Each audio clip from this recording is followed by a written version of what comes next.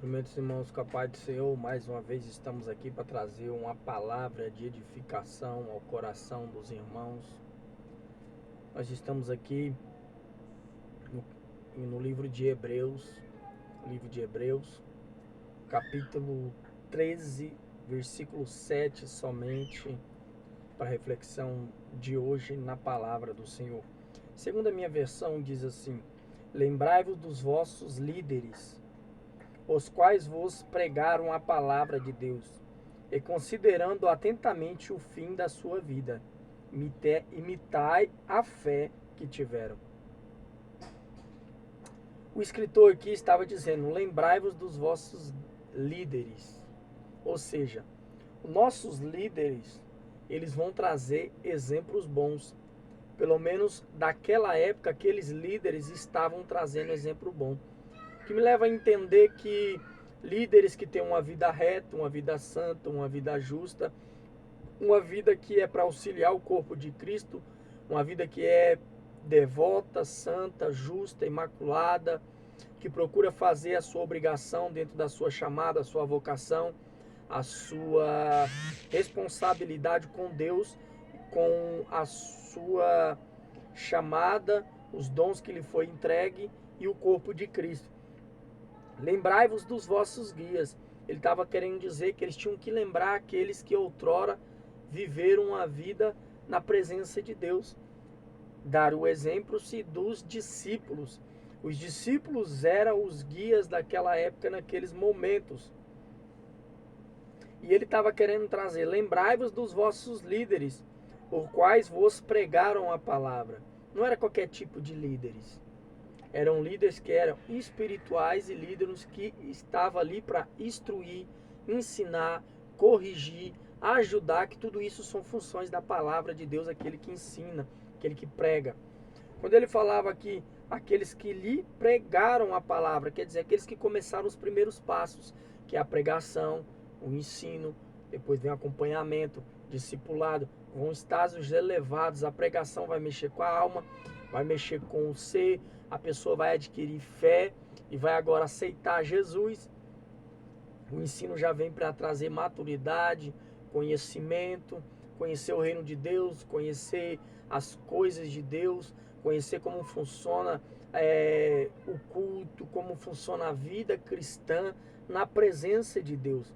Agora vai avançando, o discipulado já é um acompanhamento mais de perto, trazendo para perto, colocando, aplicando a mente de Cristo, aqueles que têm chamada, aqueles que têm uma vocação mais profunda com Deus e querem essa chamada e querem se esmerar mais para chegar mais perto de Deus. Eles agora vão passar por um processo de discipulado mais perto, mais junto, para que venha alcançar mais de Deus e possa empenhar aquilo que está no seu coração ou está no coração de Deus através da sua palavra, pelo chamado, e a bondade de Deus venha acrescentar na vida de cada um, considerando atentamente o fim da sua vida. O interessante é que na nossa vida cristã ela tem começo, meio e fim. Tem gente que começa mal, fica ruim e volta a ficar bom. Tem gente que fica bom, fica ruim, depois fica bom. Tem gente que fica ruim, fica bom e morre ruim e acaba perdendo a salvação. Mas o que ele estava dizendo aqui, atentamente o fim que tiveram, porque eles tinham uma vida comum, aceitaram Jesus, caminharam na fé e morreram com Cristo. E aquilo que eles padeceram, aquilo que eles sofreram, não atrapalhou o quê?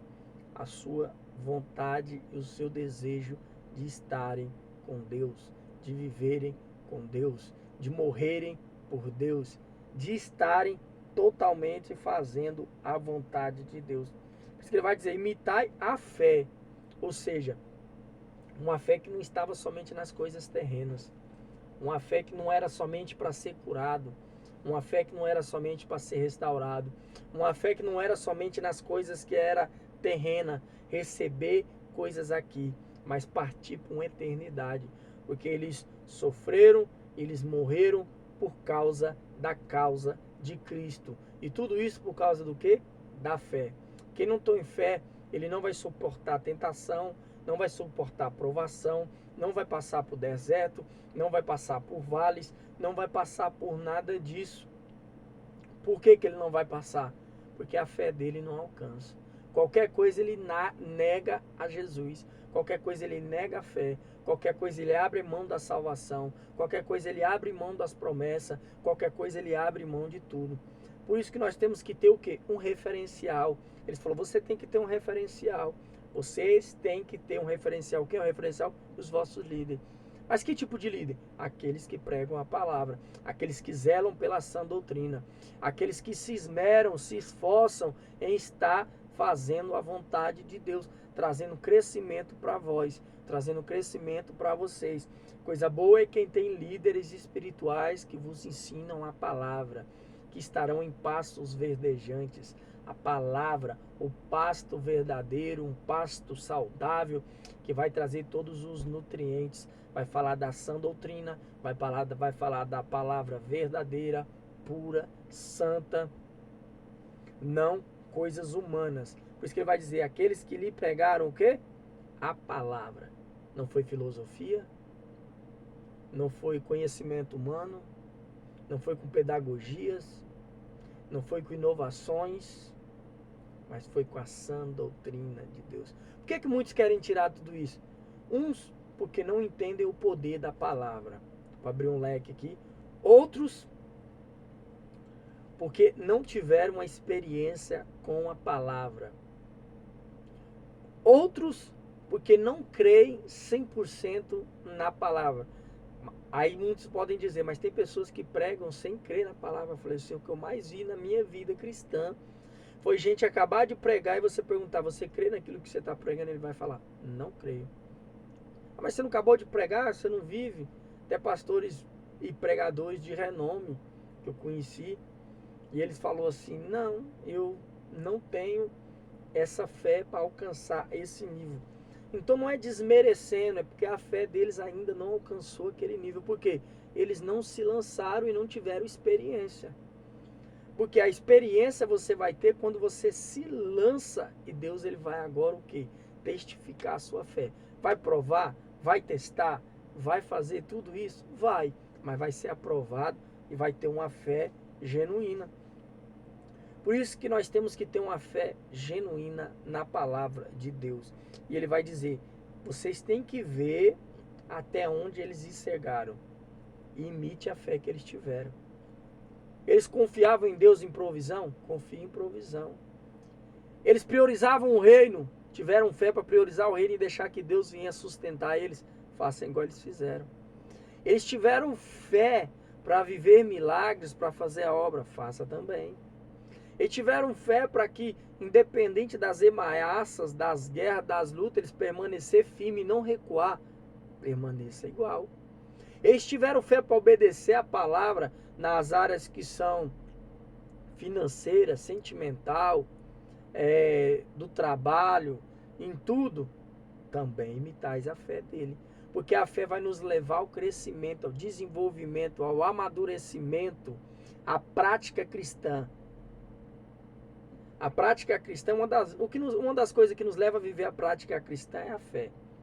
Quando a gente não tem fé, a gente vai ter dificuldade de viver a prática cristã. E muitas das vezes não é porque nós não somos religiosos, é porque a nossa fé não alcança. A gente tem que separar o religioso, que tem conhecimento e não quer praticar, e não quer viver, não quer ter mudança, e também aquela pessoa que até quer, mas não tem fé para exercer. Ele vê um vivendo da fé, ele acha lindo, ele quer viver, mas não tem fé para isso. Ele vê um cara pregando e contando os testemunhos de quando ele se lançou na presença de Deus, ele acha lindo, ele quer fazer, mas não tem fé. Ele vê pessoas orando e pessoas sendo curadas, ele até queria orar, queria fazer, mas ele não tem fé. Ele não tem fé para exercer. Aí muitos vão dizer, mas também tem que ter o dom. A fé também opera milagres. O dom, ela vai executar, você vai se acostumar, porque o dom vai operar por si só. Você vai ter experiência que o dom está atuando em você. E quando o dom não atua em você, e quando você não tem experiência com aquilo, e você vai ter que usar a sua fé. Você nunca curou ninguém. E vem aquela vontade, aquele desejo de você orar por cura. E você vai ficar com receio e não vai querer orar por aquilo. Por isso que ele vai falar, seguir os exemplos que tiveram os vossos líderes, para que o vídeo não venha ficar grande. Então nós temos que ter um referencial. Foque em pessoas espirituais, foque em pessoas que você vê que é exemplo. Todos nós temos falhas. Todos os líderes você vai encontrar falha. Do mais culto, o mais espiritual, todos têm falha. Sacerdote perfeito, em Hebreus vai dizer, só Jesus Cristo. Por mais bom, por mais justo, por mais que a pessoa se entregue, se empenhe, somos falhos, limitados, humanos. Mas você reconhece aquele que tem o coração na obra e aquele que não tem. Aquele que faz o seu melhor e aquele que não faz. Aquele que se entrega por completo e aquele que não se entrega. Isso aí são coisas que a igreja, pelo Espírito, pela palavra, ela consegue discernir. Mas todos nós somos falhos. O único santo é Deus, o único santo é Jesus, o único santo é o Espírito Santo. Nós somos convidados a nos santificar cada dia mais. Mas somos falhos, limitados, porque nós somos humanos. Temos uma natureza humana, uma natureza caída, uma natureza que, se não vigiarmos, uma natureza imoral, uma natureza idólatra, uma natureza que só vai puxar para as coisas ruins.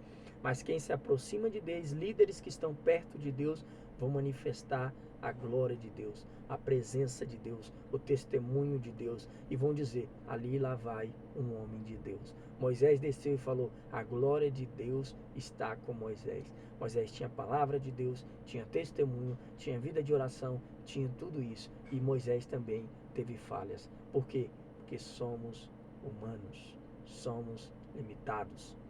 Mas vamos seguir o exemplo de homens de Deus. Tem muitos homens de Deus que são dedicados, empenhados, esforçados em viver uma vida santa, uma vida reta, uma vida justa, tem frutos, tem vida com Deus, tem vida no altar, tem vida de santidade, vida de renúncia, vida de compromisso. A esses dê crédito, a esses imitai.